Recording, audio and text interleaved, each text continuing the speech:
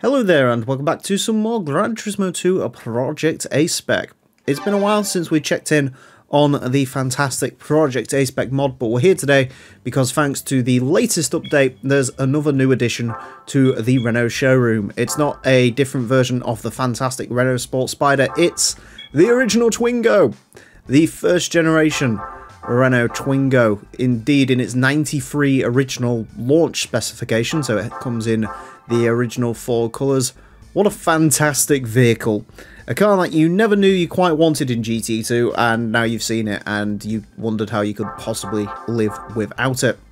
As I said, comes in the 4 original colours, although coriander green is the correct colour. So let's go ahead and buy this bundle of brilliance, and even better than that, it can be your first car. 7,400 credits, but you can also now buy the Clio for 8,900 credits, because in the A-Spec mod, one of the things they have done is adjusted the pricing for some of the vehicles in the dealership, so you now have multiple choices for your first car. You don't have to buy Japanese, you could buy from South City, West City, and I think there's even a couple of cars in North City, so interesting stuff. So today we're going to find out, is the Twingo a good first car, and is the Twingo better than a Clio?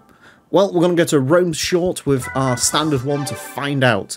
I did click automatic transmission, but we can live with it. It does take a while to get itself winded up, but let's see how the mighty Twingo gets along in this fierce competition. Yeah.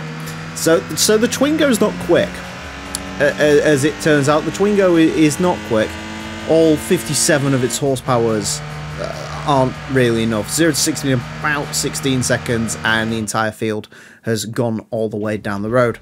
I mean, even though I do say 57 horsepower, it actually comes with 75, but it's still not quick enough. So the next question would obviously be, okay, so if the Twingo's not very good in the Compact Car Cup from standard, how much money do you actually need to put into it to make this competitive?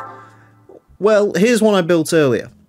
This one has 116 horsepower, weighs 1,935 pounds, and that's a lot of upgrades. Yeah, this Twingo has about 40 grand's worth of upgrades if you include the car into it. Yeah, the Twingo ain't quick. So let's go ahead and see how our upgraded Twingo goes ahead, how it gets along in the Compact Car Cup. We have another fellow Twingo friend here, although as you'll see, the Twingo is basically a fixture at the back of the grid in this particular mod. So we'll see how we get along. Yeah, it's been a while since I played A-Spec. This is of course the release version. Previously on the channel we covered the pre-release version that I got, but now it's actually released. You can go ahead and play it, and as I mentioned, there is the version 1.1 update, which adds this Twingo, the Mercedes CLR, and the Mercedes 190E, and another car that I'm drawing a blank on, the Chaparral 2D. And I drove all of them, but of course the Twingo, well, I say that, I haven't driven the CLR yet, because the CLR is a lot behind an endurance race, but yeah, of course I'm going to cover the Twingo, aren't I, because it's me. And it's fantastic. I love the first generation Twingo. Patrick Lequemon's masterpiece, which he very much was a big driving force behind this.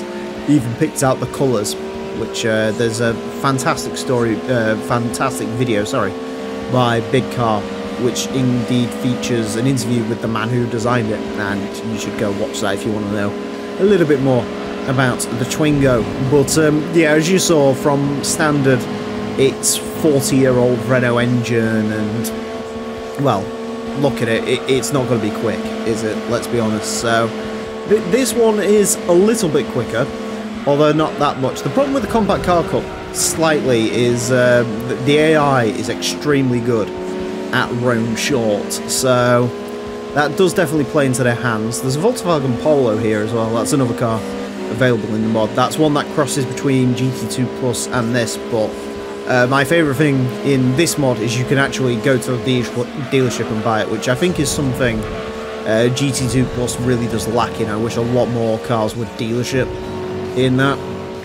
Because I do remember, like, with the Audi A4 Avant, trying to get, like, a colour I liked to do that Hot Lap Classic episode with it was an absolute nightmare.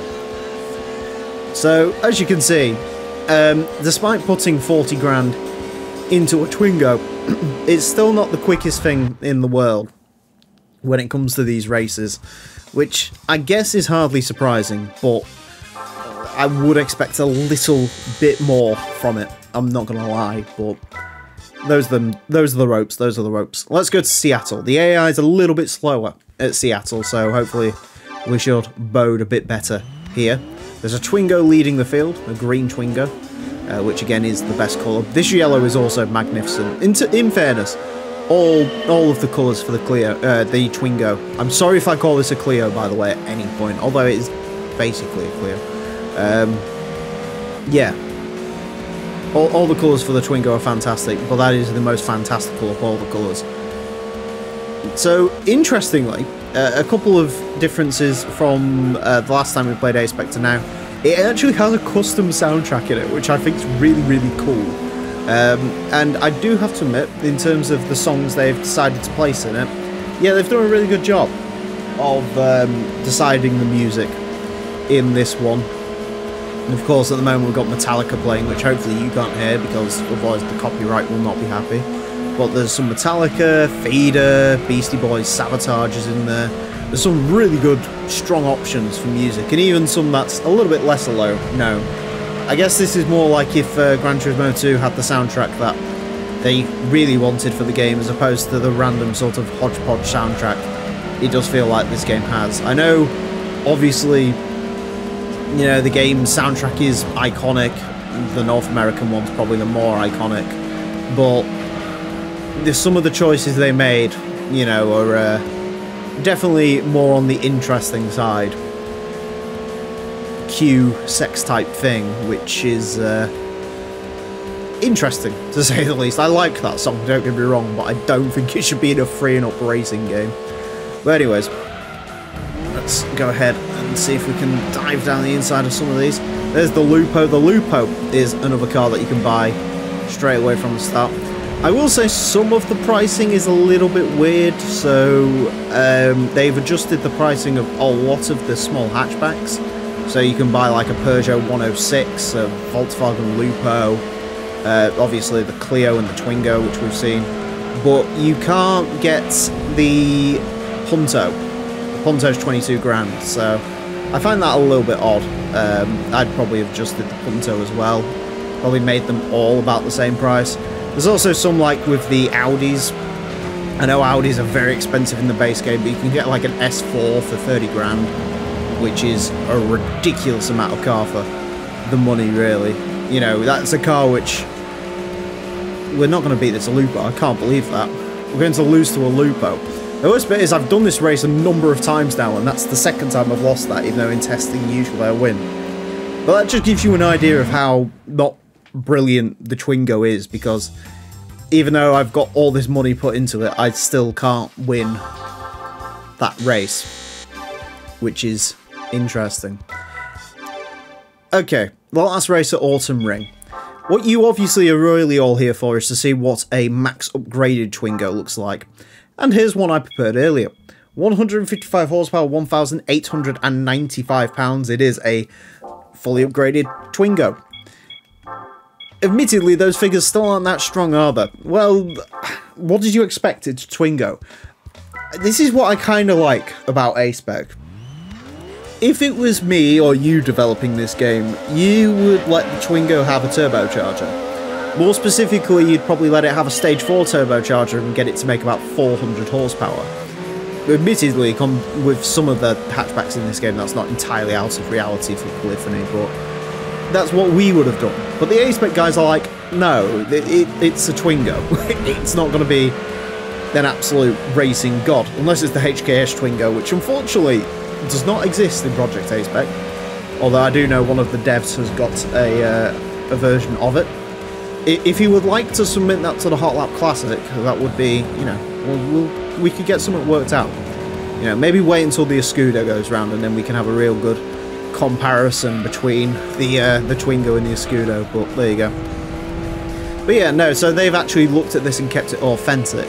Now, I should mention, interestingly enough, the base game, the Clio in this game, does actually not have turbo or NA tuning. It's literally just exhaust and some port and polishing, and that's all you can do with the Clio. So that does actually mean the Twingo is technically better than the Clio. I didn't win a Clio from the last race, so we'll have to go ahead and buy one, but I'll compare the two cars together so you can see which one you should really buy, but it's the Twingo, basically, even though the Clio does make more power, but we'll see that in a second. Yeah, it's cool though, isn't it? It really is to have, like, obviously Project A-Spec, which, as I mentioned, is now released. You can download it. In the description, I'll post their Discord. And it is fantastic. You know, there's been news articles about this. If you haven't heard about Project A-Spec and you're interested in Gran Turismo 2, you're probably living under a rock. But, yeah, the mod's fantastic. The updates are coming thick and fast, as far as I'm aware. There are a lot of stuff ready to go. So, it's an exciting time. I think, for my future of covering this game, I think my plan is I'm probably going to do it, sort of, see what updates they add, and then pick a couple of cars from each of the updates and cover those in their own separate video. And of course, if you've got anything else you'd like to see me cover with Project A-Spec, maybe stuff that when I had the Def build, you didn't see that you'd like to see me cover, I am more than happy to spend a bit more time in this game, because I do very much enjoy what the Komputer and his guys have done with this game, because it's fantastic. And yeah, as I say, just go play it for yourself. I mean, if you want to see me play it, then yeah, go ahead, suggest stuff, but you play it yourself. It's good, I swear. You won't be disappointed. And if you are disappointed, just go to the Renault dealership and look at the happy face of the Twingo, and you will be immediately brought back around. They've done a really good job with modelling this thing as well. Because, yeah, I can't imagine there's a lot of reference images for them out there. Anyways, the Twingo is once again last. Yeah, you know, who knew a Gillette Vertigo and a Renault Twingo would have something in common, but there you go. Those are the ropes. So we got a new car, but I am going to go ahead and buy a Renault from the dealership so we can really compare these two. So, buy another Twingo, because why not have the full collection, and we'll buy a Clio. So, as you can see, between the two, 98 horsepower versus 75 horsepower. So, Clio weighs a lot more, Twingo obviously doesn't make as much power. So, oh yeah, Mini Cooper, I forgot about that. Also, that's getting a race mod soon, so look out for that, because that does look fantastic. Or it's becoming a separate car, I'm not quite sure what they're doing with it. But they've got like a Monte Carlo style version of it ready to go, which is cool. So, yeah, I mean, for me, obviously both of these are terrible first cars, you shouldn't buy them. Even the Americans have stuff like Dodge Avengers and stuff available to you, so you should probably go ahead and buy those. But, yeah, I mean, the Twingo's cool. And if you do fully upgrade it, it becomes competent. Anyways, that's it for this coverage of GC2 Project A-Spec. As I mentioned, if you would like to see anything else covered in the game or with its subsequent updates, then please do let me know down below in the comment section. And while you're there, go to the description, check out their Discord, download the mod, and you can play this for yourself. Anyways, that's it for this episode. Thank you all very much for watching, and until next time, farewell.